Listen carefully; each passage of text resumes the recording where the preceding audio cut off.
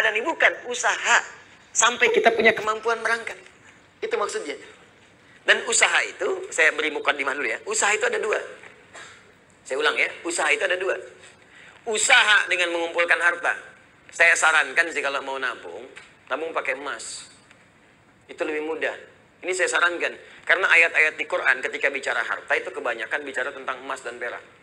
Ya, misal Quran surah ketiga, ayat ke-14. Paling kanan agak ke bawah. Zuyyina lin-nasi hubbus syahawati minan nisa'i wal banin wal qanatiril muqantarati minan dzahab wal fiddah. Ya, qanatir muqantarah itu ada harta yang punya nilai intrinsik berharga. Yang kalau dikumpulkan punya nilai. Jadi ada harta yang punya nilai intrinsik, ada yang ekstrinsik. Intrinsik itu di dalamnya memang ada nilainya. Ya sudah ada nilai, jadi nggak berpengaruh oleh apapun. Emas itu kalaupun pecah masih bisa dijual. Ya, tapi uang kalau sobek ya kertas kok. Nilainya berubah-ubah. Makanya sekarang selalu mengalami devaluasi. Menurut saya bukan mengalami penurunan tuh, memang nilainya diturunkan dengan kepentingan tertentu. Dulu itu masih menggunakan emas. Ya, masih menggunakan emas. Isyarat Quran, hadis masih dipakai.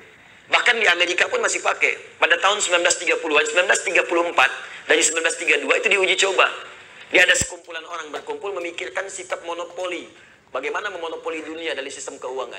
Maka diwujudkanlah uang kertas itu. Diuji coba asalnya di negara barat sana. Lokal sifatnya. Lokal. Apa yang diuji coba? Ditarik emas-emas dari penduduk lokal, dibuatlah uang kertas. Yang tidak mematuhi diberikan hukuman. Maka dari situ diberikan uang kertas, tapi uang kertas itu masih punya nilai setara dengan emas. Diberikan per onsnya emas itu setara dengan $20 pada masa itu. Terus orang nukar tuh, yang sadar bahwa kertas ini nggak punya nilai intrinsik, maka dia menyimpan kemudian emasnya di tempat lain supaya tidak kena hukuman. Ini kisah nyata ini, nanti ada perjanjiannya. Nah, teman-teman sekalian, apa yang terjadi? Ketika uang itu sudah menyebar dan emasnya cukup terkumpul, maka diturunkan, didevaluasi nilainya. Yang tadinya per onsnya $20, ya, diturunkan nilainya. Seakan-akan harga emas itu jadi naik, padahal emas itu segitu-gitu aja. Ya, uangnya turun lagi. Jadi berapa? $35. Ya, nilainya terus bertambah. Jadi seakan-akan jadi mahal gitu. Ya, padahal uangnya diturunkan, nilai uangnya yang turun, bukan barang yang naik. Apa yang terjadi ketika mereka melihat kemudian jadi nilai itu berkurang, si emas itu kemudian punya nilai lagi, disetarakan lagi, akhirnya mereka borong lagi. Melihat uji cobanya berhasil, maka dipaksakanlah ke seluruh dunia. Maka dipaksa mata uang yang kita gunakan untuk turun nilainya. Mata uang mereka naik. Makanya satu kita balas dengan 13.000. Mereka cuma mengeluarkan satu, kita keluarkan 13.000. Dikuraslah kemudian harta benda kita keluar. Itu paling gampang. Makanya nggak ada nilainya. Tempat lain ada yang 20.000. Mereka ngasih satu, kita ngasih 20. Dan yang paling gampang itu kan kertas. Kertas kalau disobek, dihilangkan nilainya, nggak ada nilai. Sudah pulaunya keluar, sudah hartanya keluar, sudah emasnya diambil, ditukar dengan kertas. Mana ada kita nukar emas dengan kertas? Kertas nggak ada nilainya, disobek udah hilang. Bagaimana sekarang kalau mereka hilangkan? Kami sudah tidak menggunakan sistem uang lagi. Sementara harta benda kita sudah pindah. Apa yang mau kita sesali kemudian hari?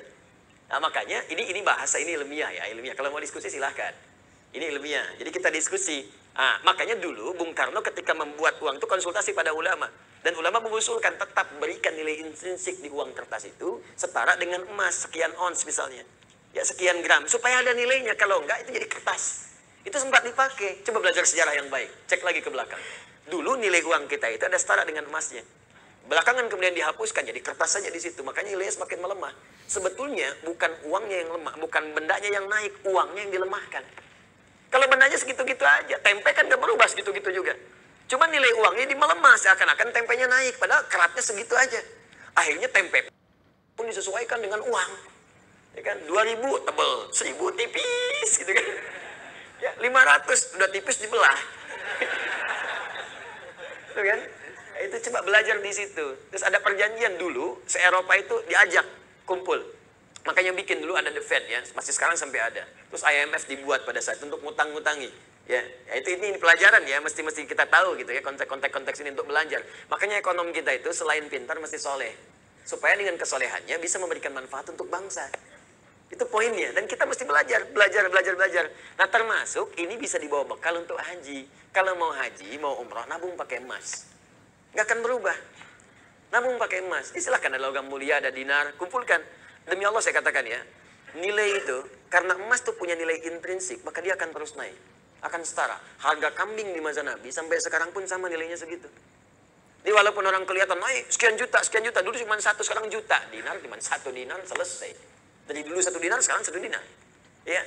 Dari dulu emasnya sekian, ya sekian. Anda kalau nabung pakai emas, mungkin nggak akan 20 tahun, 40 tahun. 10 tahun Anda pakai Haji Plus tuh. Kenapa? Karena yang Anda kumpulkan tuh nilainya itu terus naik. Sementara kalau Anda nabung segitu-gitu juga, juta ya sejuta. 25 juta ya 25 juta. Cuman persoalannya ketika berangkat, didevaluasi nilainya, saat jadi mahal. Naik. Di kerja keras Anda itu terkumpulnya cuma segitu. Coba bayangkan kalau 10 tahun Anda dapat penghasilan, belikan emas, belikan emas, belikan emas. Mungkin akan turun jaraknya. Orang yang nabung 20 tahun nanti lama-lama, mungkin Anda cuma 10 tahun pakai warna plus. Dapat Anda di situ. Kalau nggak percaya silakan coba buktikan pelan-pelan di situ. Dan tidak melanggar hukum. Karena uang transaksi yang kita gunakan tetap rupiah. Kita nabung pakai emas, jual pakai rupiah, setelah itu berangkat. Ya kan? Apa yang dilanggar di sini? Nggak ada yang dilanggar. Dan kita memberikan pelajaran bahwa ada nilai di balik itu ketika mengikuti tuntunan-tuntunan Rasulullah SAW, menghidupkan nilai kebangsaan kita di situ. Jelas di sini? Baik, itu bagian pertama. Yang belum